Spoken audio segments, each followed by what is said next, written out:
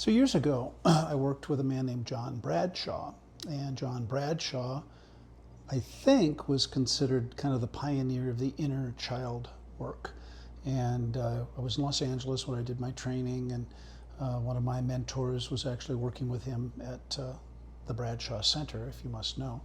And he talked about this idea of the inner child. And I just remember in the hospital, people going there, and they would all have stuffed animals, and they would go to group, and they would hold their stuffed animals, and the stuffed animal represented the inner child. Now, I'm not trying to be facetious. This was very powerful work. I'm not trying to put it down at all. But the idea is that each of us carries with us everything that we've ever experienced. And there's a theory in psychology, it's a developmental idea that we go through developmental stages.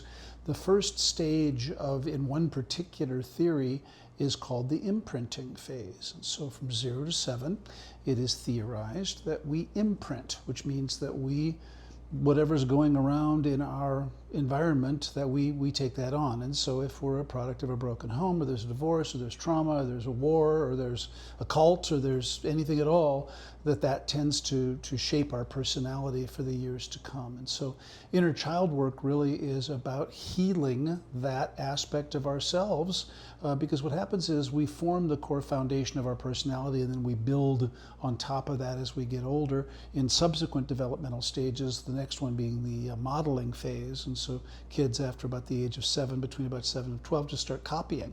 They start copying their brothers and sisters, they stop copying their peers, they start copying their parents, and so on.